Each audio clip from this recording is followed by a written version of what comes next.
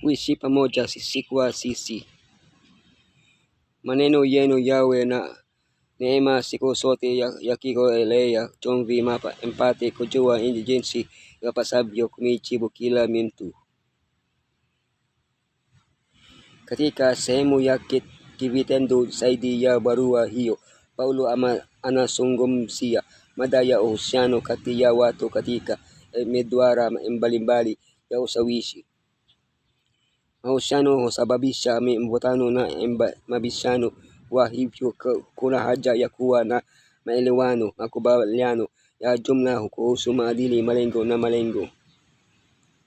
Paulo anatupatia kanuni muhimu za kuboresha uhusiano kati ya wanandoa, kati ya wazazi na watoto, kati ya mabwana na watumwa, kati ya ndugu na dada wa kanisa, na kati ya waumini na wasioamini. Mahusiano kati ya wanandoa, mahusiano kati ya wazazi na watoto, mahusiano kati ya wasimamizi na wafanyakazi, mahusiano katika kanisa, mahusiano na wasioamini, mahusiano kati ya wanandoa. Enyi waume wapendeni wake zenu kama Mesaya, naye enyi waume wapendeni wake zenu msiwe wakali kwao. Imeandikwa wakati huu nyaraka sawa Kolosai na Waefeso sina ushauri sawa wa washada wake hujitisha kwa waume sao. Shau. Waume wanapaswa kuwapenda wake zao. Wapende kwa upendo ule ambao Mesaya alitupenda. Wanawajibika kwa ustawi wa wenyewe. Usiwe makali, usiwakasirishe, usitendi kwa ukali au vurugu, usiwadhalimu. Wanandoa wote wanapaswa kufanya kazi kama timu, kushauriana na kufanya maamuzi kwa kauli moja, na mume kuwa kiongozi bora wa familia. Kila mmoja anapaswa kutafuta ustawi wa mwenzake kila wakati.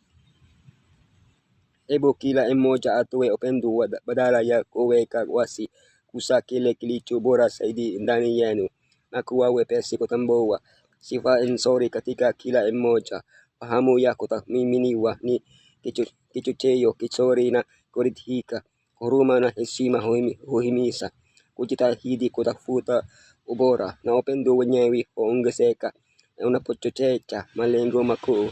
Na mke anapaswa kumheshimu na kumpenda mumewe. Mume anapaswa kumpenda na kumthamini mke wake, na kama vile nadhiri yao ya ndoa inawaunganisha kama kitu kimoja, hivyo imani yao katika Mesaya inapaswa kuwafanya kuwa kitu kimoja kwake. Ni nini kinachoweza kumpendeza Elohim zaidi kuliko kuona wale wanaingia katika uhusiano wa ndoa wakitafuta pamoja kujifunza kuhusu Yeshua na kujazwa zaidi na Roho wake.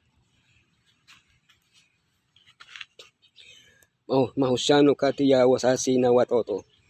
Ninyi watoto, watiini wazazi wenu katika kila jambo, kwa maana hili linampendeza Bwana. Ninyi akina baba, msiwachokoze watoto wenu wasije wakakata tamaa. Katika jamii ya leo, neno wazazi linapaswa kutumika kwa ndoa zilizoanzishwa na familia za mzazi mmoja. Kulingana na Paulo, uhusiano wenye afya sio jukumu la wazazi tu, bali pia la watoto wenyewe. Wajibu wa wana na binti. Utii wa watoto si wa hiari. Utii huu unategemea amri ya 5. Zaidi ya hayo, unakuja na thawabu yake mwenyewe.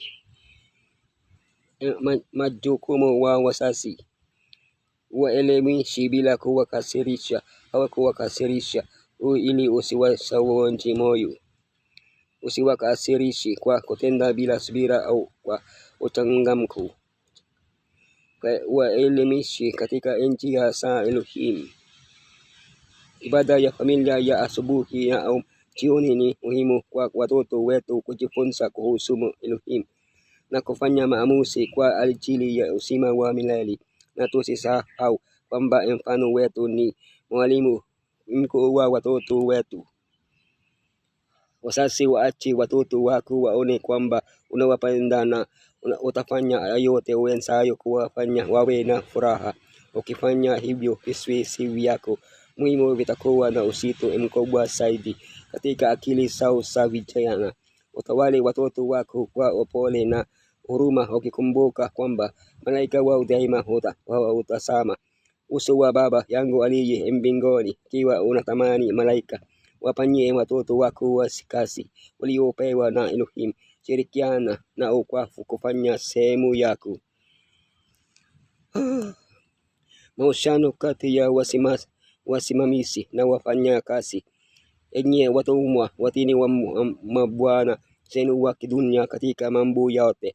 Fanyeni hivyo si tu wakati jicho lao likuwa tazama la kuwapendeza, bali kwa unyofu wa moyo na kumcha Bwana. Uhusiano wa utumwa uliokuwepo wakati wa Paulo hauhusiani sana na aina za utumwa ambazo kwa bahati mbaya bado zipo leo. Kwa hivyo lazima utoelewe ushauri huu ndani ya muktadha wa bosi. Uhusiano wa chini, tabia ya watu chini yao. Daima jitahidi hata kama hakuna mtu anayeangalia. Jitahidi kupata ubora katika kazi yako kana kwamba unamfanya Elohim. Kubali karibu wakati linahesabiwa kawi haki. Kazi nzuri huleta faida. Bosi mbaya hutusamehe utifu. Tabia ya wakubwa, kuongoza kwa haki na haki. Usitumie vitisho au mahitaji magumu.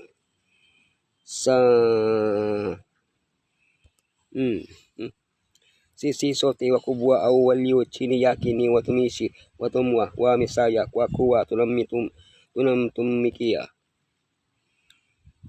Haikuwa kazi ya mtume kupindua kwa yari au ghafla utaratibu uliowekwa wa jamii.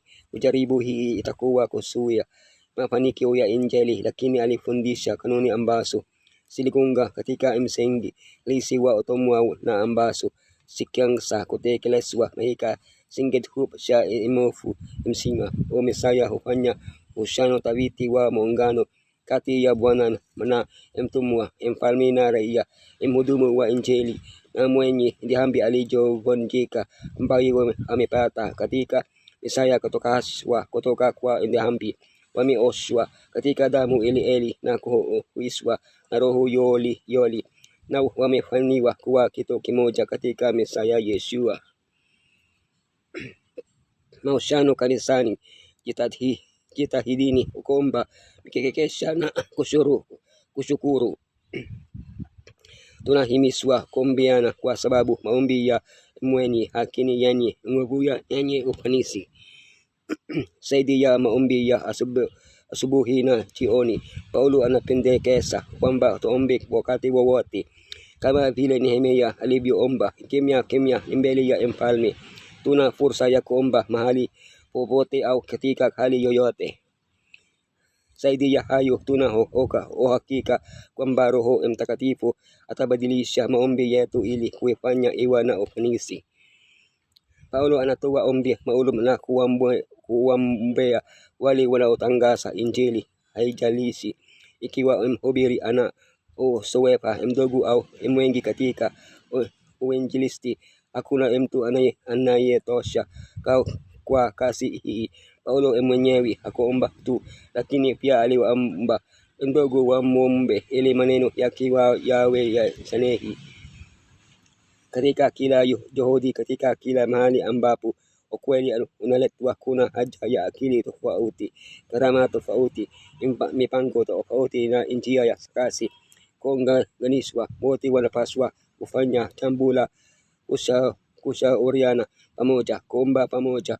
Tena nawaambia ya kwamba wawili wenu watakapopatana duniani katika jambo lolote watakaloliomba, watafanyiwa na Baba yangu aliye mbinguni. mahusiano na wasioamini. Iweni na hekima katika jinsi mnavyowatendea watu wa nje. Tumieni vizuri kila nafasi. Tuna faida kubwa. Tumejifunza kile Yeshua alichotufanya.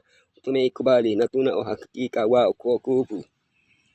Tunajua hili kwa sababu mtu aliyetuambia. Vivyo hivyo lazima tuwashirikishe wengine. Paulo anasema tunapaswa kuhojiana na watu wa nje, wale ambao bado hawamjui Yeshua. Kwa hekima, tunahitaji hekima itokayo mbinguni katika uhusiano wetu na wale ambao bado hawamjui Yeshua. Kwa maneno ya upole, maneno yetu yanapaswa kuwa ya adabu kila wakati ili watu sikilize kwa raha. Kwa maneno yaliyotiwa chumvi, mazungumzo yanapaswa kuwa sahihi kuendana na mtu na mazingira yanayomzunguka. Kujibu kila mmoja kama inavyofaa. Kwa kuwa kila mtu ni tofauti, Roho Mtakatifu atatuongoza juu ya nini cha kujibu kila wakati. Ungana na kwa kweli uliochanganywa na ukweli na haki kufanya maisha isiyokuwa muhimu lakini mazuri na yenye harufu nzuri. Maneno mazuri, sura ya kupendeza, uso wenye furaha, tupa haiba juu ya Mesaya ambayo inafanya ushawishi wake karibu ushindwe katika kujisahau katika nuru na amani na furaha ambayo anawapa wengine kila wakati. Anapata furaha ya kweli. Hebu wenye kujisahau neema kutikisha kuwafurahisha wengine, kupunguza mizigo yao kwa matendo ya fadhili na matendo ya upendo usio na ubinafsi.